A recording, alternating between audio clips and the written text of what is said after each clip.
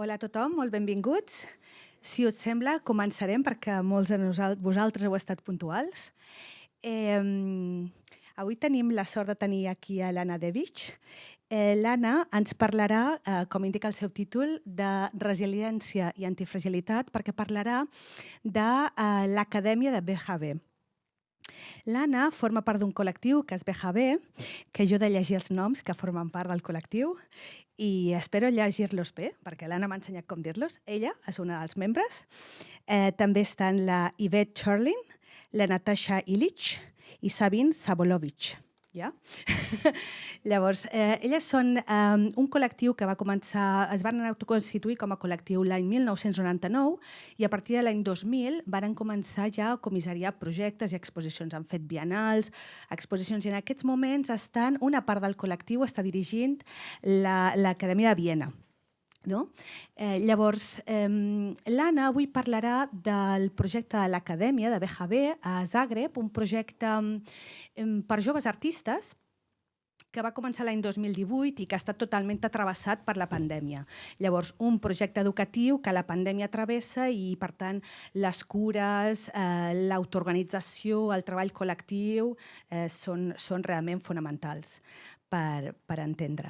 Llavors, amb l'Anna farem una xerrada d'uns 45 minuts. És veritat que entre el públic hi ha molta gent de l'educació i l'Anna proposava això, no allargar-se moltíssim per poder tenir un espai de conversa després. Així és que moltíssimes gràcies. Thank you, Tonina. Good evening, everyone. I'm so happy to be here with you at MACBA, and thanks for joining us this evening. I would also like to thank Tonina, Elvira, Madeleine, Jolanta, Cristina, and other colleagues at MACBA. Very happy to be with you this evening, and also to my colleagues from Education from Below project. So, this is my first offline presentation after 2 long years of endless Zoom lectures and meetings.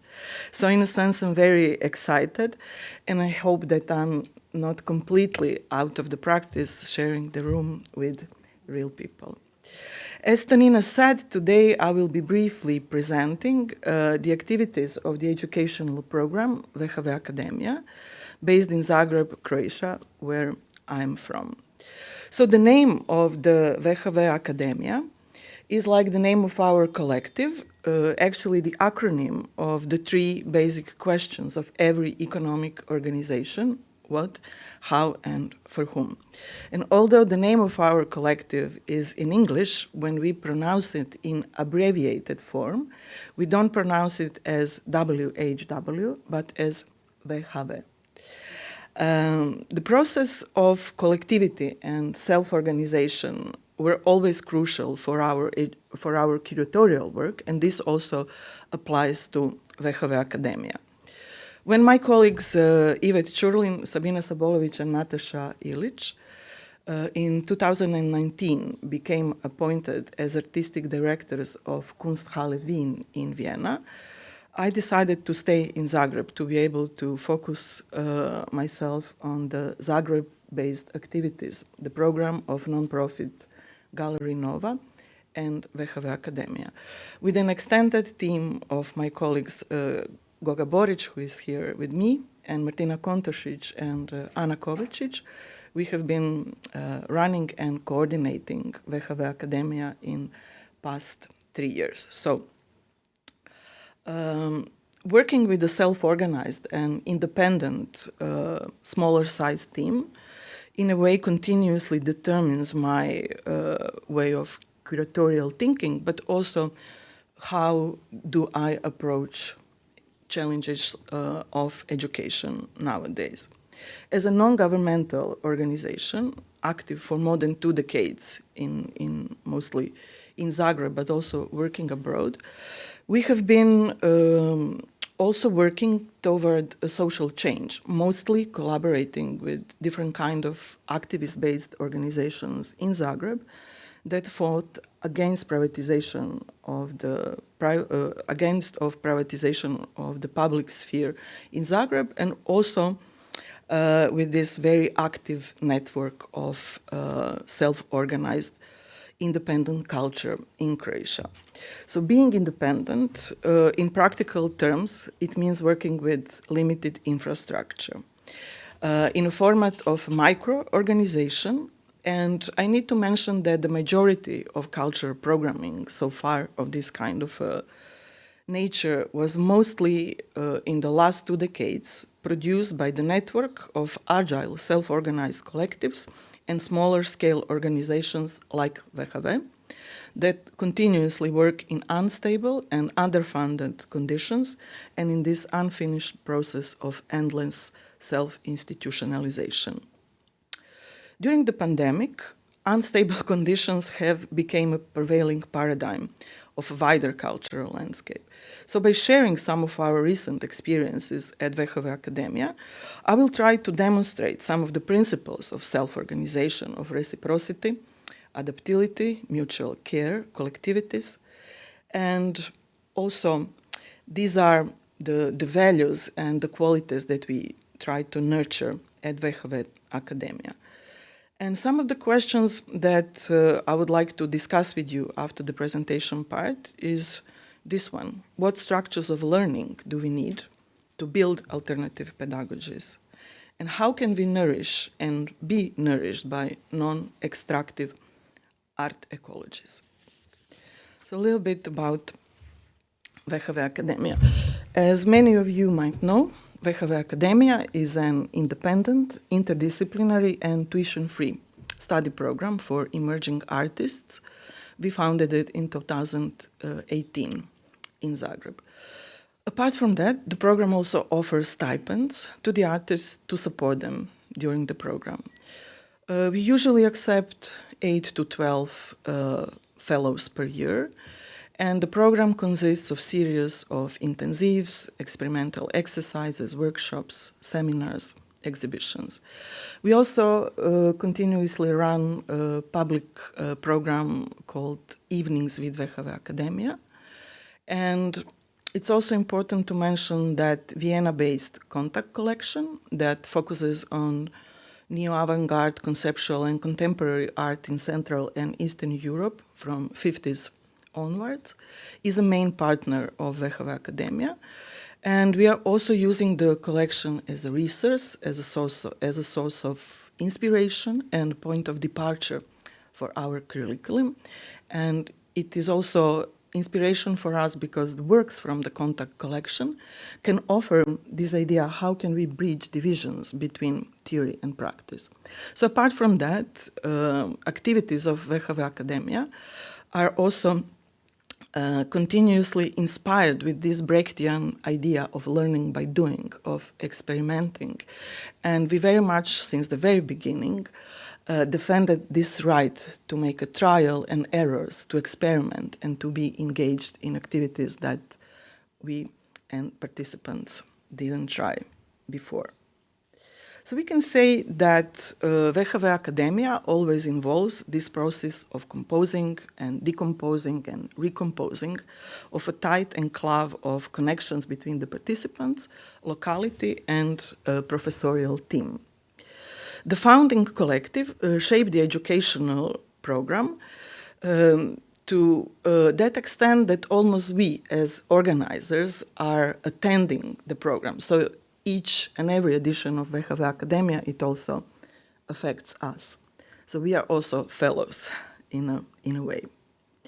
Usually over the course of 7 to 8 months, the city of Zagreb provides the stage on which the program hosts and holds a group of people to form a temporary collective body. So our setting of European semi-periphery became an ideal testing ground for alternative ways of art making, inviting all of us to experiment. So since the very beginning, we very much nurtured this idea of open-end formats, even before the pandemic started. And we also need to mention that Zagreb figures not as a simply location, but also as a kind of a setting that generates the program's orientation, not only participants, but also the orientation. And such a dynamic is actually stemming from a homework space program in Beirut that was a direct role model for us to start WHW Akademija. And homework space program, of course, influenced many other similar or akin educational programs like Raw Academy in Dakar and many, many others. But there are, I think, lots of layers related to the Zagreb-Beirut connection. And one of them is also that mostly the participants for our program that are chosen upon the open call are coming from Southeastern Europe and Global South. Now I will introduce a little bit the structure of the program. As I mentioned, it is a mix between two 1 week intensives that are actually the workshops usually held by artists and curators. Here you can see a workshop with Adam Šimčink for the first generation of WHW Akademija. And the list of visiting teachers included curators Pierre Balblan, Manuel Pelmuš, Račka Malkalon, artist Banu Čenetolju, and Sandy Hilal and Alessandro Petti from the Colonizing Architecture Art Residency, with whom we collaborated on several occasions. So the idea behind this structure is that, especially during the 2 week intensives, that we expose the participants to the practices, to the wide range of practices that, for example, they didn't try before. This was our historical first intensive with Pierre Balblan and Manuel Pelmuš. The main venue for the Academia that year, apart from the Gallery Nova, was a studio of artist Dević Maljković. And with Pierre Balblan and Manuel Pelmuš, the fellows were using works from Contact Collection as a triggers and source of inspiration to explore the possibilities of bodily gestures, and most of them, they have chosen the scores based on the works from the collection. Collective exhibition for one body was the title of this collaboration, and we had a public presentation, a kind of a group performance that we performed collectively in front of the local audience. And although this collaboration was quite challenging for the artists because not many of them were already acquainted with the practice of being exposed in a performance, we can say that this intensive left a strong mark on the future work of the participants. So some other examples: Oscar Murillo did Industrial Park performance, again at Studio Dević Maljković as a kind of a group act where we read this book collectively for several hours. This was a remnant of the performance that we used as an announcement for the second generation of WHW Akademija. I mentioned before this link between Contact Collection, and we usually do 1 to 2 exhibitions with the participants, and this one was called Midterm Exhibition, and participants were invited to use the works from Contact Collection as a source of inspiration for their works. And some of the examples here. For example, Petra Mrša used Roman Ondak's work Tomorrows for her own exploration and working with teenagers. Jakub Danilović, an artist from Poland, made revisions of Kvikulik work. Here you can see a little bit of the influence that workshop by Manuel Pelmuš and Pierre Balblan left on the first generation of participants of WHW Akademija. And Open Nova, Open Studio, was a closing exhibition that participants conceived by themselves in collaboration with resident professors Ben Kine and Tina Gverović. And this is the second generation of WHW Akademija. Here you can see yet another locality that we used for the second edition. That was WHW's office. Some of you visited it. located at Ribnjak, and it is also a former studio by Dević. And during the pandemic, WHW Akademija, as many other educational programs, we shifted in online mode, so we had lots of Zooms that at the end of the day left us with this moment of fatigue, a kind of a slow burnout of endless meetings. And when we look at this photo that was taken during the intensive with Banu Cenetolju, we can see this beautiful and invaluable process of forming a collective body. And this photo, taken before the lockdown, maybe a few weeks before the lockdown, now seems like a symbol of the bygone era. So 10 fellows lean on, hug, and squeeze it into each other while literally forming a collective body. So this negotiation of collectivity, the defining and redefining of the boundaries between the self and the others, was forcefully interrupted by the pandemic. We also, during programming different editions, we always invite professors from previous generations to have a chance to revisit us. And Manuel Pelmu's Intensiv, this is our former office at Ribnjak, was titled Movement as an Exhibition, and it again questioned these issues of performativity, liveness in the exhibitional context. And this one also used works from Contact collection, and we visited numerous artist studios in the city. David Maljković and Kate Sutton were our resident professors for the second generation, and their module for the participants was called Perfect Peripheral. And Perfect Peripheral, this is exactly this moment of using the setting of Zagreb that is a kind of off-positioned in the global art map and market.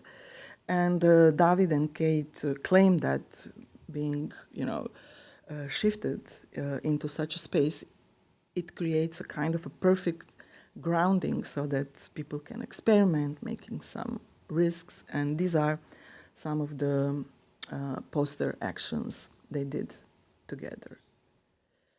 And adapting to the lockdown and the aftermath of what we experienced in Zagreb, we encountered something happening with the group that we always wanted and that we wrote in our open calls and manifestos of WHW Akademija. And this is exactly this moment of self-organization, so that artists themselves, without mentors, without professors, are taking a direct initiative and organizing, self-organizing their activities. Some of the exhibitions for WHW Akademija got cancelled, and Ekaterina Muromtseva, her exhibition at GMK Gallery was cancelled, and she inaugurated a balcony gallery on her balcony where she used a rope as a kind of exhibition wall. So you can see several of the editions of her balcony gallery. This one was done in collaboration with Zagreb Independent Scene, when she painted and she talked with cultural workers, and this one is called The Invisible Workers. And she also started to invite other artists of WHW Akademija and others to partake in balcony gallery. Here is work by Jolanta Novacik, New Normal. She made a flag of discarded materials, commenting on the situation. So adding a local flavor to the global crisis, an earthquake shook Zagreb on Sunday, March 22nd, at 6:30 a.m. After several weeks of being instructed and instructing others to stay at home, to not go outside, now we were ordered to go out. And this trembling of the ground, the aftershocks that followed, and the ongoing expectations of the tremors and of more earthquakes that might come, actually left much more serious, traumatic imprint than the COVID-19 pandemic. And Vlad Braternau, on the morning of the earthquake, it was his birthday, and he was brutally awakened that morning. And he started to reflect on these events while making these in situ poignant sculptures on the city of Zagreb, where the debris from the facade were blocking the sidewalks. And these precarious sculptures, in a way, performed a double act. So they reflected on the state of the fragility of the world and of our own inner fragility, and at the same time, it was a balancing act inviting viewers to, even in such horrible situation, to be able to produce meaningful artistic production. And I was also that year on the board with resident professors, and my module was a conversation about the trees. So I was very much interested in the trees and forests as a topoi of resistance. And we did lots of practical exercises while walking, and part of the plan before the lockdown started was to work for several weeks at the gallery in this kind of organic idea of spending and sharing time together in the gallery. When the lockdown started, we realized that we cannot go with that plan. And literally in 3 weeks, we completely reconfigured our plans for the exhibition. And the title of that project was 3 Tage bis zum Ende der Kunst, or 3 days until the end of art. And it functioned as an exhibition in 3 acts. So the first act was the exhibition at Gallery Nova that was positioned behind the closed doors using the windows. The second one was a radio piece. It was actually amateur collaborative radio drama we did together, called Conference of the Birds. And the third one on one, none on none, all in all, was an open-air group consultation. So this is the work that borrowed the title to the exhibition. It is the work by Mladen Stilinović, an artist with whom we collaborated on numerous occasions, also being represented in Contact collection. And he did this work in 2002, and back then this concept of 3 days until the end of art sounded more speculative, and at the time of the lockdown, of the first wave of corona pandemic, it sounded a bit more concrete. And that was, we did everything also in a horizontal way, so we collaborate together on the visual identity. One of the participants, Maria Luisa Sanin Peña, she designed the visual identity of the exhibition, and this is how the exhibition looked like. This is Gallery Nova from the outside, so actually these windows were used as almost like a vitrine. Several times a week, we organized guided tours, and when artists who were still in Zagreb were able to present their works. And some of the works, Vlad Braternau, he did several interventions in the gallery space, exploring this notion of borders, also a little bit of institutional questioning. Ekaterina Muromtseva made a mural Silence that was also a bit evocative of this collective exodus. And one of the, I would say, most symbolic works for the exhibition was yet another flag by Jolanta, Blazing World.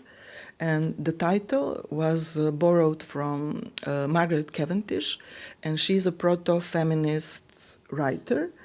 And the title, Blazing World, in a way put on the flag, it symbolizes that the artists of WHW Akademija are claiming their true citizenship to this kind of dismantling and blazing world. The second act was Conference of the Birds, and it was broadcasted on radio student radio in Zagreb. And it was a sound collage inspired by famous Sufi writer and poet Feriduddin Attar. It was very much popularized by stage adaptation by Peter Brook. And the poem tells a story of a group of birds who are going for the dangerous journey, and it is actually a mythical quest for knowledge and truth. And the poem ends, this journey ends with birds who are very exhausted, but at the end of that journey, they're actually meeting themselves. So I have proposed this text to the participants and also other members of the team of WHW Akademija partook in it as a trigger to explore the situation that we were in. And there is the beautiful verse in the poem that at the end says, the road remains open, but there are no longer guides or travelers. And this moment of being in really horizontal situation when we are actually learning from each other was maybe one of the most rewarding experiences from WHW Akademija for me. That was the famous open air group consultation, and we also used it as a picnic at this moment of celebrating and being together. A couple of group portraits with here with Dević and Kate, and here this one with Sanja Ivejković, who was also our resident professors for several generations of fellows of WHW Akademija. So you can see that we are wearing all same t-shirts saying foreigner, and this is actually the work by one of the participants, Gajša Madanova, who was forced to leave Croatia at the time, and that was her comment on this idea that while wearing it, we can all become foreigners so that no one is. And her work was very much inspired by Intensive by Alessandro Petti and Sandi Hilal, who happened in online format. We supposed to have a 3 school in Zagreb, but it was cancelled. And during the online workshop with them, we very much explored this pre-designed roles of host and guest, and how can we dismantle the hierarchy between the host and guest within the framework of the academy. And this is a rehearsal for Bianca Hisse's performance. She was also by then back to Norway, and all artists who were out of the Zagreb somehow delegated their work to us, so they all participated. After that quite intense second generation of WHW Akademija, we found ourselves in this situation of feeling exhausted, because at the end we wanted to compensate for this situation, so we had quite a lot activities. I mentioned the office at Ribnjak, the former David Maljković studio. Due to the earthquake, the office got affected, and we've been forced to move yet to another office.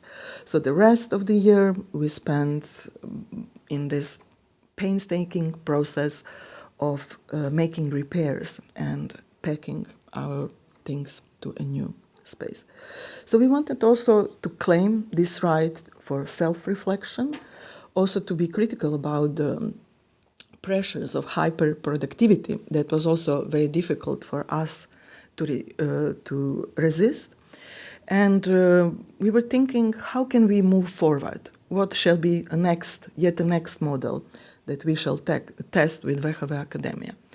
And the third generation of WHW Akademija mixed online and real-time presence. And instead of, this was the first generation that was not chosen upon the public call, we invited first a team of mentors, the professorial team, Chem Collective, Dan Perzhovski, Vlatka Horvat, Marva Arsanius, Od Cristel Mugba, Pablo Martinez, and us. And we invited our colleagues so they can nominate a participant, someone whom they felt like they can work with. And these were our participants. Although I mentioned this term mentor, mentors, mentoring, tutors, tutorials, during our quite frequent online meetings, we quite critically approached the role of the mentor and tried to the dialogue also to deconstruct it. And it was wonderful to have Dan Perzhovski on the professorial team, of course, as all other colleagues. But during our meetings, Dan was, of course, participating, but he participated also in this beautiful moment of taking notes, documenting, and making these beautiful drawings of our process. After 4 months of intense online program, we did also quite a few workshops, lectures in online mode in collaboration with Emily and Pablo and other colleagues. And after 4 months, we were dying to meet each other in person.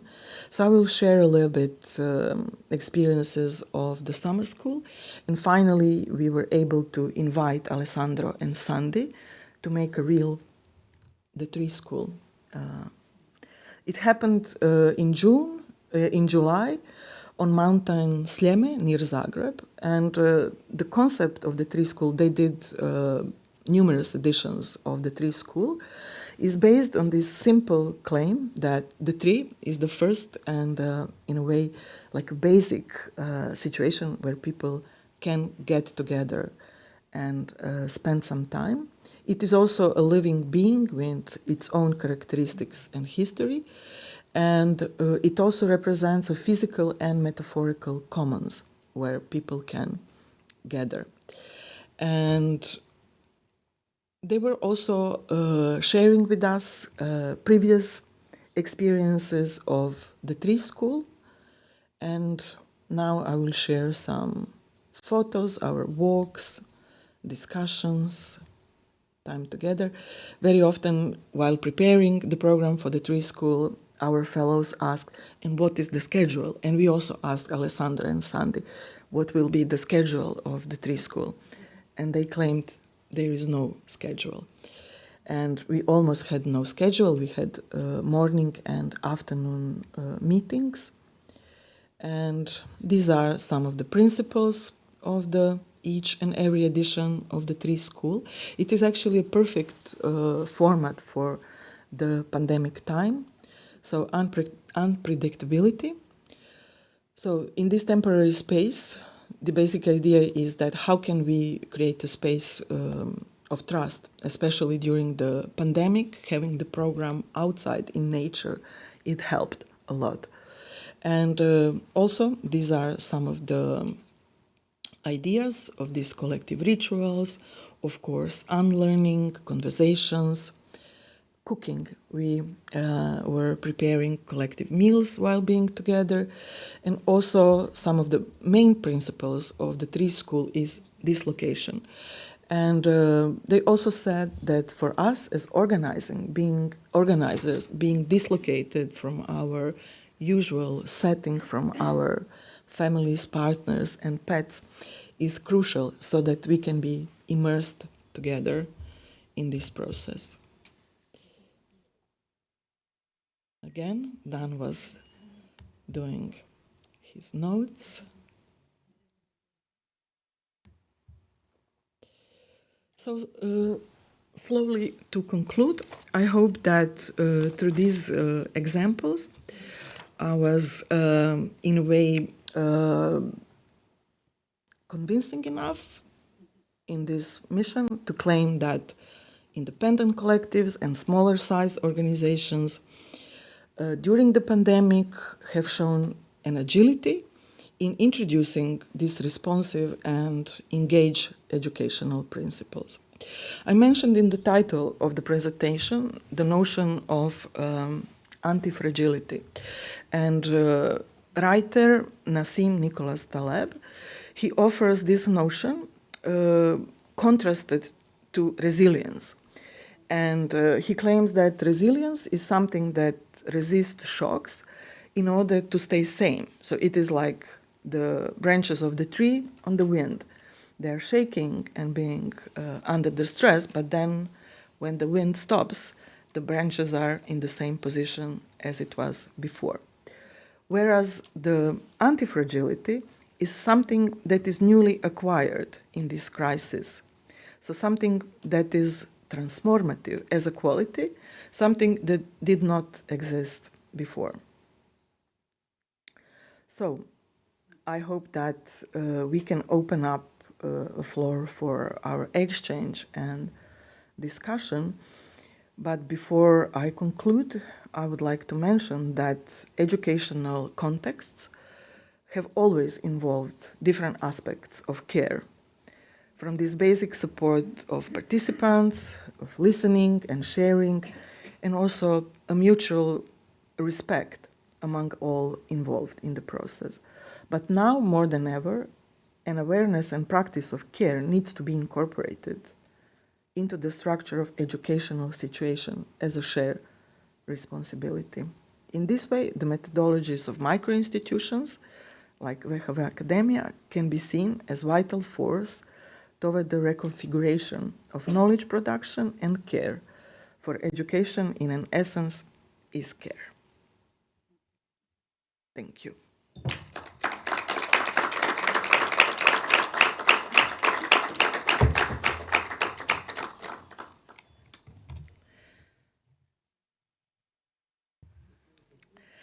Do you have some comments or questions? I encourage you to engage in the discussion. We have this device, so if you would like to ask some questions, go ahead.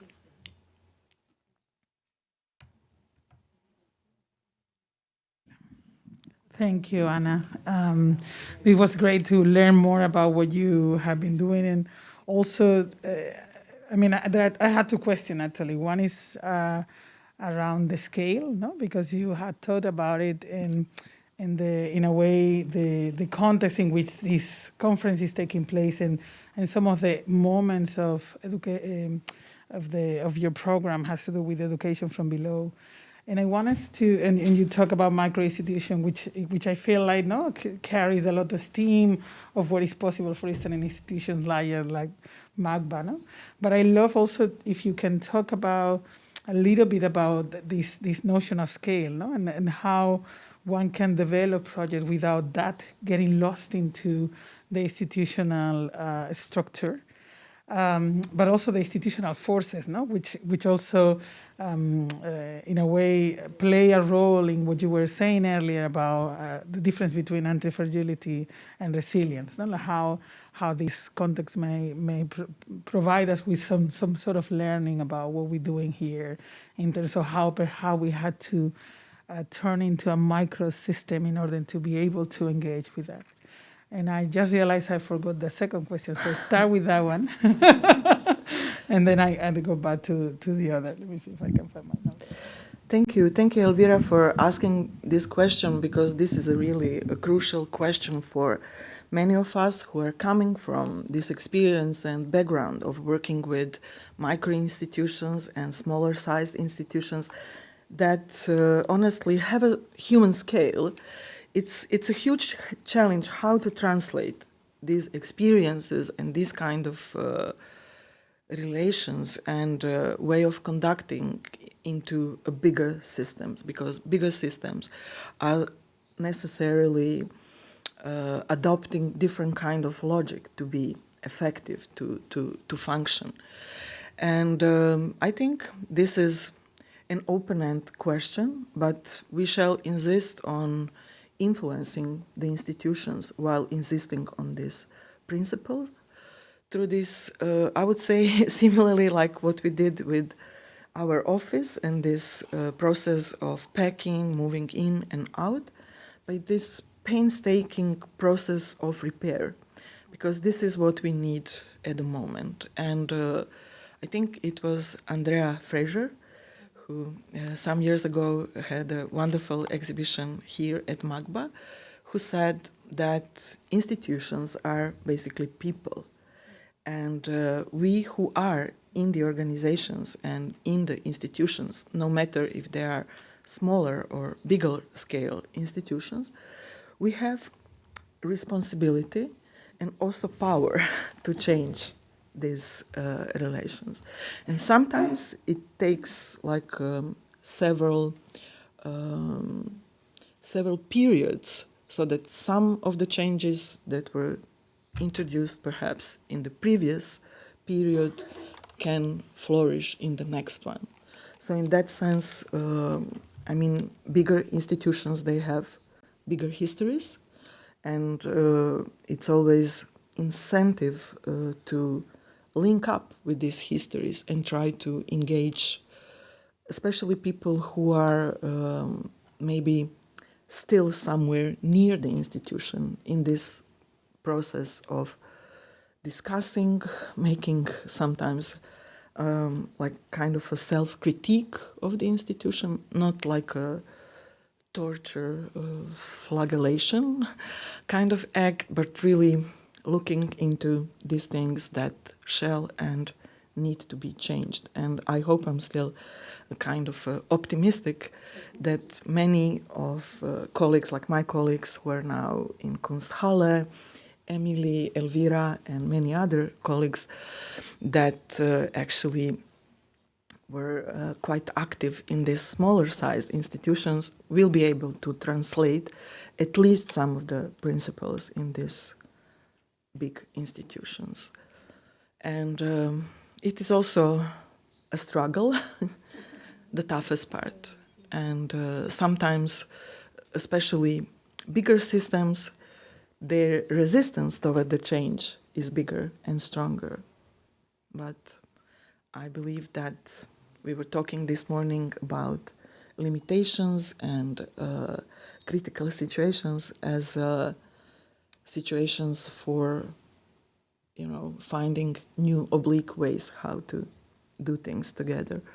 But definitely collectivity is something that very often is lacking in institutions, because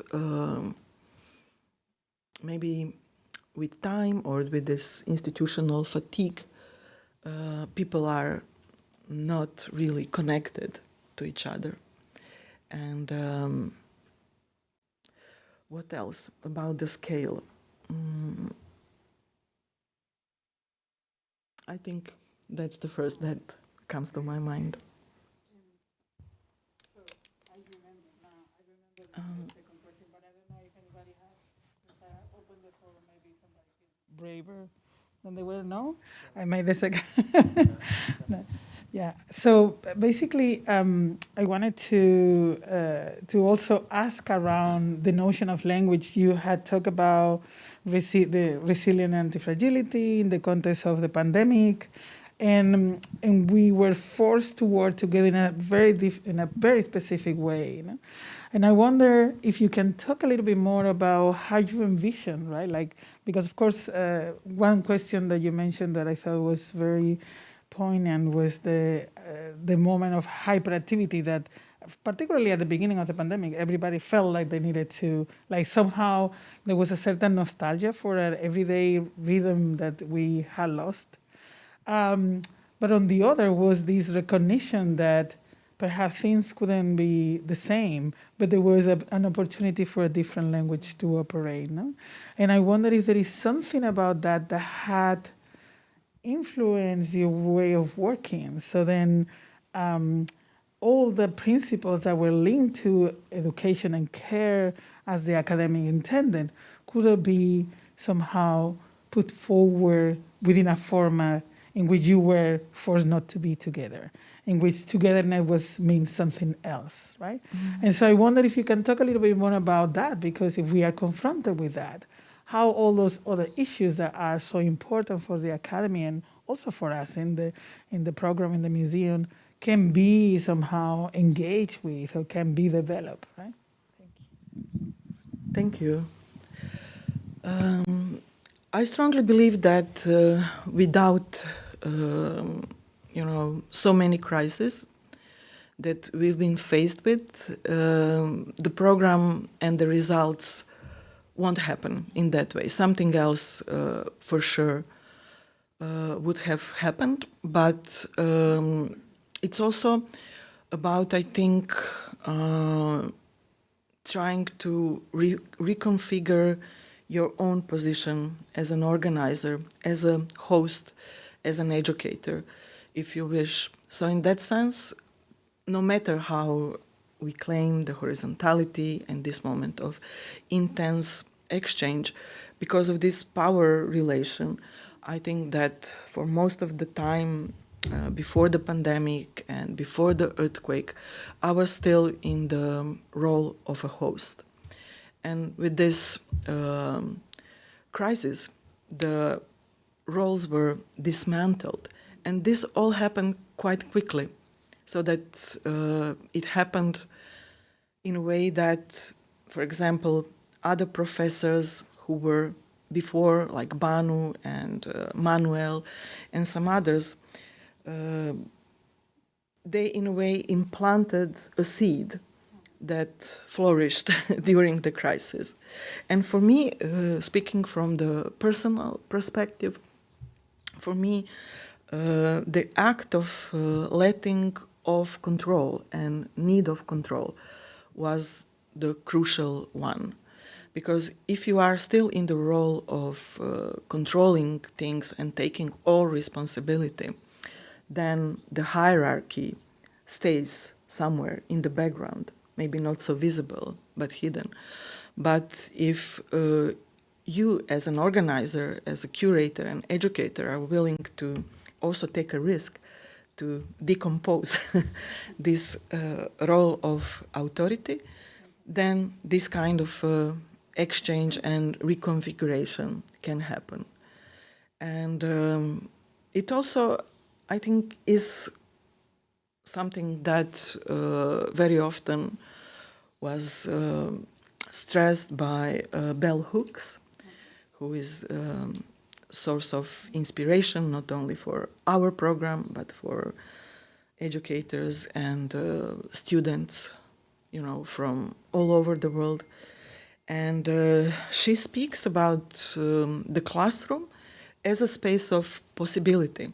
And classroom, especially the term classroom, it involves this kind of hierarchy between the professors and students, etc. But she speaks about the classroom as a space of possibility, where in some moments, for certain time, this hierarchy can be dismantled. And for me, what she wrote about the pleasure was something that I always try to find ways and avenues for pleasure in that process. So, like she says that playfulness and this kind of unencumbered feeling of being together, putting our masks, our roles a little bit on side, can be the avenue for this kind of reconfiguration. And it is, of course, an ongoing process. Sometimes the similar methods work perfectly with some groups. Sometimes similar methods don't work with another group. And I think our role as educators and organizers is to find the ways that work. And very often these new ways are happening when we are withdrawing a little bit. Thank you.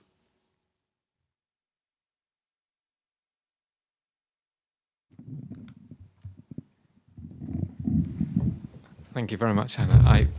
I was very struck by this project that you talked about, the perfect peripheral, and I wanted to ask you a little bit, to expand a little bit on the idea of the periphery and how you think acting or thinking from the periphery might change, your way of working, and how that concept can be translated to, as it were, to the center, or to, brought from the periphery to the center, if possible. Thank you, Charles, for asking that. The term perfect peripheral was suggested by David Maljković, an artist with whom we worked, and you've seen his 2 studios. And David is among well-known, the most successful internationally successful Croatian artists. And David is living in Zagreb, and this is also a conscious decision to stay in Zagreb. He sometimes shared his times between Berlin and Zagreb. And by perfect peripheral, he meant this kind of feeling of being able to take risk. In a sense, is, for example, you are at something what is globally considered like a center. Artists and curators, not only artists, are maybe cautious of this act of taking risks because they can be harshly judged, or they feel, in a way,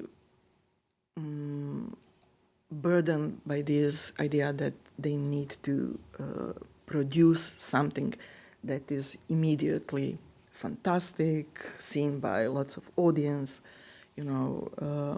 well received in public media. Whereas in perfect peripheral, these spaces for contextualizing the production, even the production, is based in more intimate circles, where artists and communities encourage each other in a sense that they are the audience, collaborators, and with this more relaxed way of being exposed to public, artists can step out of something that they felt is their limit.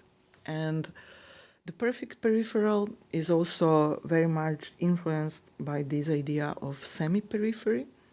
And it is the term that is, I think, quite incentive for understanding this complexity between the center and the margin and different kind of layers between those notions. And similarly, like host and guest, perfect periphery can be like guest, reversing a little bit this power relation and using more agency to propose, let's say, different kind of cultural programming. And the idea that David and Kate introduced to our fellows was very much about what can you produce without big budgets, without big institutions who are supporting you, even without the curators. And this is also how David became a well-known artist. And so we wanted to share a little bit of this Eastern European limited infrastructure situation. And that was in perfect sync with many works from the Contact collection. So people were using their flats as studios, using public space. And we didn't know that this will be so topical with the pandemic.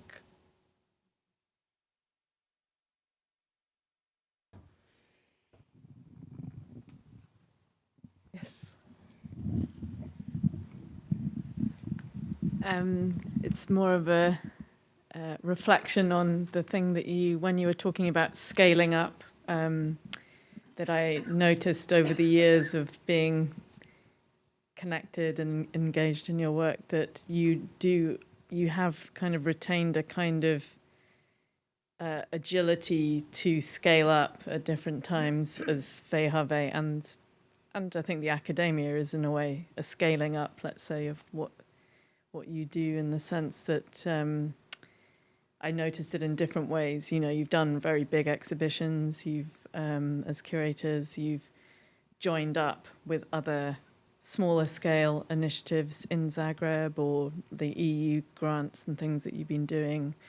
You do a lot of publishing, you know, there's a kind of like punching above your weight going on continually, which I think is a really great model of how to, you know, like not run a huge institution, but when you find the moment to scale up, you have that capacity to kind of expand and show power, let's say, and act on in different parts of the art world, in different ways. So I think, to me, that's always been one of the impressive things about how WHW operates sort of strategically, that you are very flexible with your kind of scale and where you perform your work and show, and the opportunities that you've enabled through the work or taken through the work. Yes, thank you, Emily, for mentioning that, because I think this is really one of the fundamental principles of our work, because this moment of working with partners from different backgrounds, with organizations, collectives, individuals, was from the very beginning, from our first exhibition, like very important element of being able to produce this effect of expansion or scaling up things. And let's say in the first exhibition that we did in the year of 2000, that was called What, How and For Whom, on the occasion of 152nd anniversary of Communist Manifesto, we were for the first time struck by this effect that exhibition can make. So many of our projects were actually supported with this incredible beginner's luck and the fruit of collective work, that an exhibition can make an impact in public space, in media, and in the locality where it's happening. So we always thought of the exhibition genre as a kind of an interventionist form, so that each and every exhibition is an intervention. Intervention in time, in history, in locality, and also in social, let's say, landscape. And apart from being an intervention, exhibition is also a proposal. And a proposal that, in a way, aims at reconfigure something, aims at summarize certain trends in society and in history. When we look at the inception of WHW Akademija, because we worked on that with you, Emily, this exhibition in Times with My Sweet Little Lamb, that we did in collaboration with Emily and Catherine Romberg, based on Contact Collection, was in a way intro into making a WHW Akademija. So what's always, I would say, behind this effect of expansion is, apart from involving others, also using exhibitions as very effective tools. And apart for this exhibition, My Sweet Little Lamb, that happened in Zagreb and also in London, two exhibitions were maybe most important for conceiving WHW Akademija. One exhibition was Collective Creativity at Fridericianum in Kassel in 2005, and another one was Really Useful Knowledge. We did here in Spain at Reina Sofia Museum. And I'm mentioning these examples of collaborations on the exhibitions because, in a way, it is not only that we curated these exhibitions. People who work in these institutions, who invited us, who commissioned them, influenced this process. And working with big institutions is always a huge reward. And for WHW, all that we learned about big institutions is based on these collaborations. And we had quite a few of them with museums like Museum of Modern and Contemporary Art in Ljubljana, MUCA, so different, not only smaller scale organizations, but also museums and big institutions.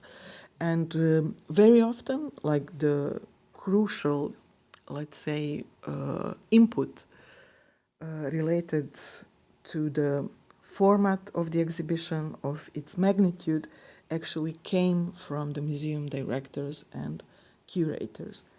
So not only in the example of our collaboration, but also for collective creativity, in a way, René Bloch, who was back then director of the Fridericianum, he was also part of our curatorial process, as well as Manolo and Teresa did for Reina Sofia exhibition. And I hope that in future we will have a chance again to work as a collective with, not only with Kunsthalle, but also with other museums and institutions.